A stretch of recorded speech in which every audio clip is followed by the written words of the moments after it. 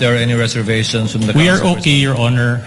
Your Honor, if I may be recognized, we are okay with the document that was marked, and it does not contain the USB. Moreover, just an additional manifestation, the marked copy or marked set contains a stamp certified true copy, but it was not signed by anyone, and there was no date provided. Duly noted.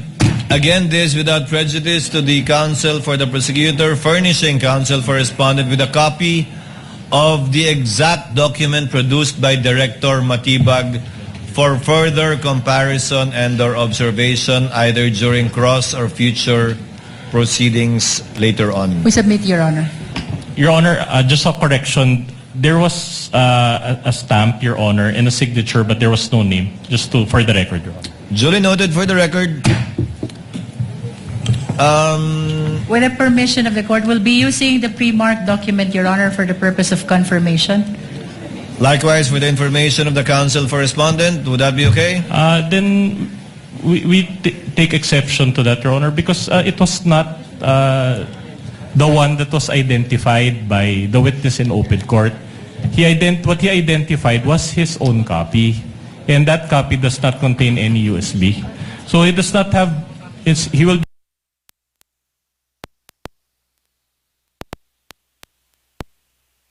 The exhibits can be later on compared to with a certified true copy at a later date, as has been previously done by the parties. In the meantime, Chair will allow the witness to use his copy without prejudice to any differences that may be shown either through cross or through the comparison after a copy shall have been furnished to the counsel for respondents. Continuing objection, Your Honor. So ordered. May we Objection is confirm, noted. Your Honor, which copy we will be using for The counsel confirmation? produced by Director Matibag will be the one that will be used. Okay. Mr. Witness, kanina, bilanggit mo ang Tokhang, Laod Quarry, at ang Vice Presidente. Saang partikular na bahagi ng affidavit ni Arturo Las Cañas na ipinapakita mo ngayon tumutukoy dito sa mga binanggit mo? Objection, Your Honor. Then that already goes into the contents of such affidavit. And since the witness is not the one who executed the affidavit, then he has no personal knowledge and incompetent to answer that question. Your Honor, may I respond? Moreover, the court already ruled, Your Honor. Counsel for the prosecutor may respond before the court rules on the objection. Your Honor, the witness is merely pointing to that pertinent portion of the affidavit. And later, Your Honor, for the record, we will just be asking him to read into the records. Just short rejoinder, Your Honor. Counsel for the respondent may give his rejoinder. Objection, the document will speak for itself. Chair sustains the objection, counsel for the prosecutors. The document will speak for itself, and the document will be furnished to the senator judges anyway, given that it's part of the annexes. Let the witness merely testifies to the fact that he included the affidavit of Mr. Las Cañas as part of his investigation and part of his narration of his investigation to prove, quote, pattern of violence. But again, not as to the truth and the contents of the affidavit itself. Move on, counsel. With that, Your Honor, we will be requesting for the submarking of the pertinent portion of the affidavit of Arturo Las Cañas, the witness already referred to. Again, only as to tenor, but not as to the truth, counsel. For the record and for the information of the senator judges, you may do so. For purposes, Your Honor, of reference, which particular portion to be submarked, Your Honor? May we ask the witness to make reference or point which part of that affidavit he is referring to? In his investigation, counsel. Same objection, Your Honor. As part of his investigation, witness may answer. As part of our investigation, ang importante po para sa amin dito, in establishing the pattern of violence, is yung paragraph 270 and paragraph 270B and paragraph 270D. 270. For purposes of submarking, Your Honor, may we ask which particular part of paragraph 270 the witness first referred to?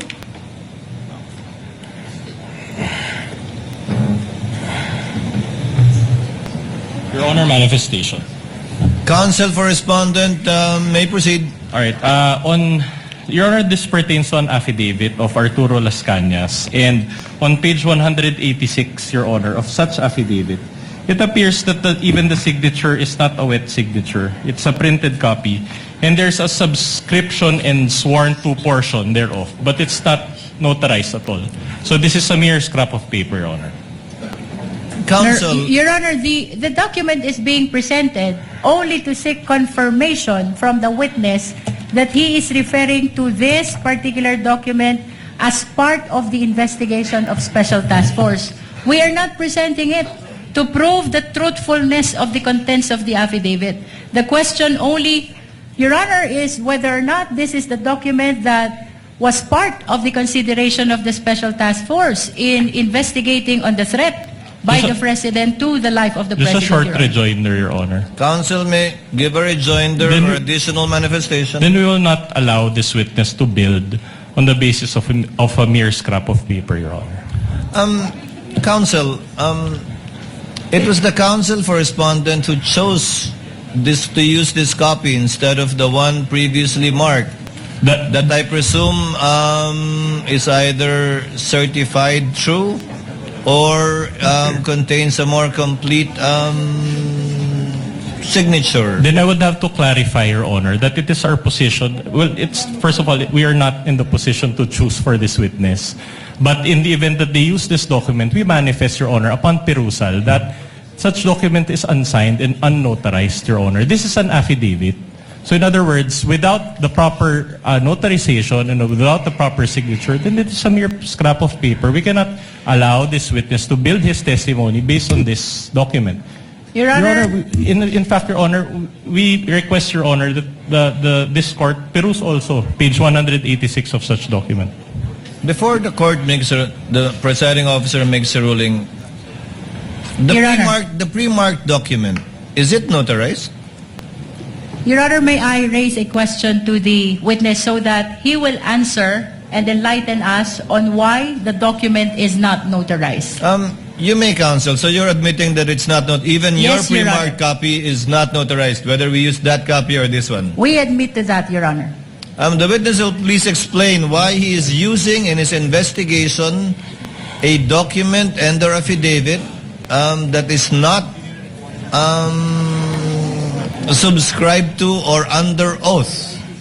So it is not even an affidavit but merely a statement.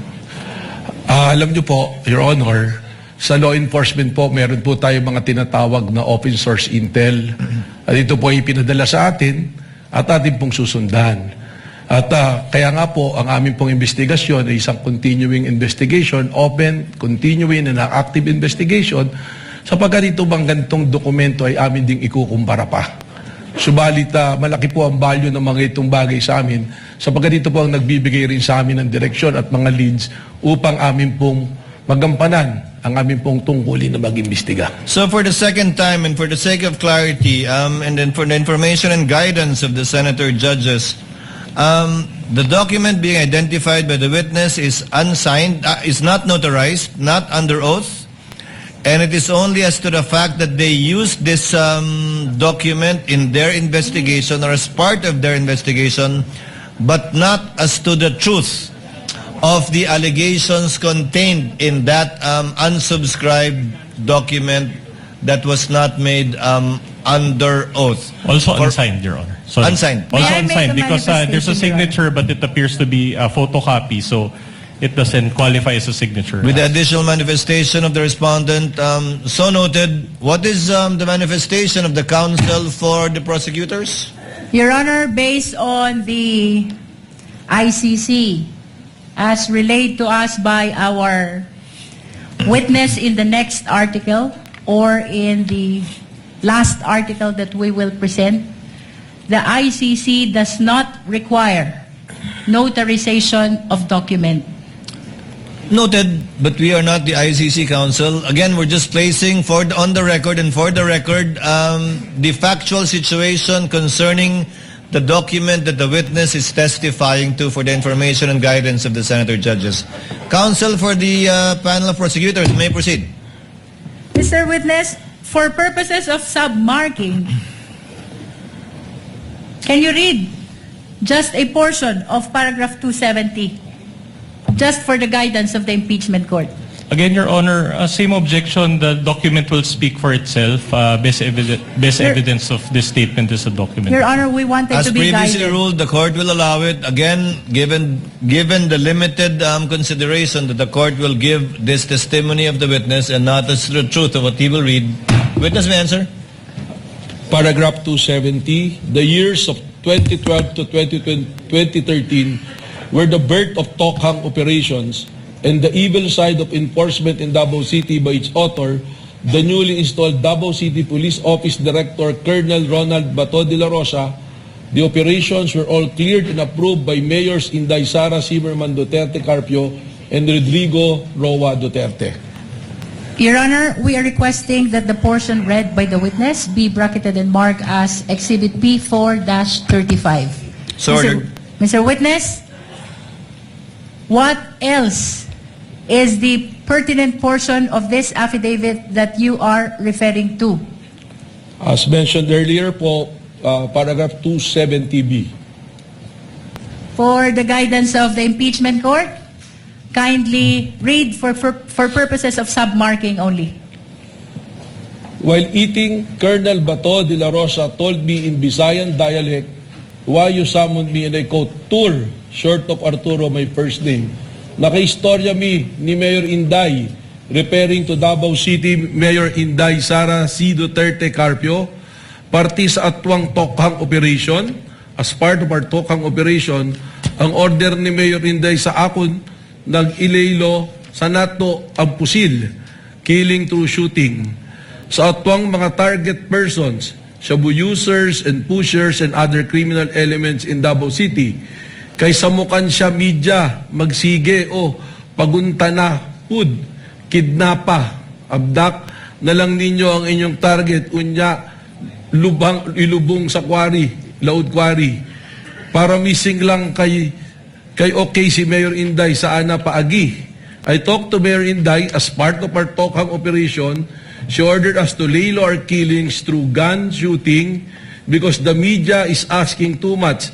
Just kidnap targets, then bury them in the quarry so they would go missing. She is okay with that way. To which I answer, yes sir, sultian na ko akwang grupo. I'll inform my group.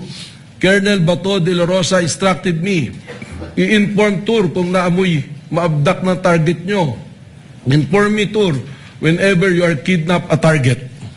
Your Honor, we are requesting that that pertinent portion read by the witness be bracketed and marked as Exhibit P435A. So marked, Your so Honor, ordered. just, Counsel for respondent. What?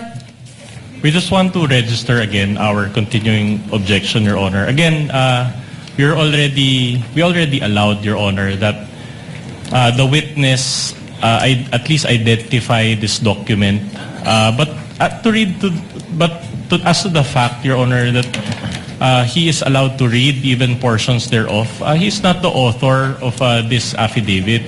And as to the truth or falsity thereof, is incompetent to testify on that.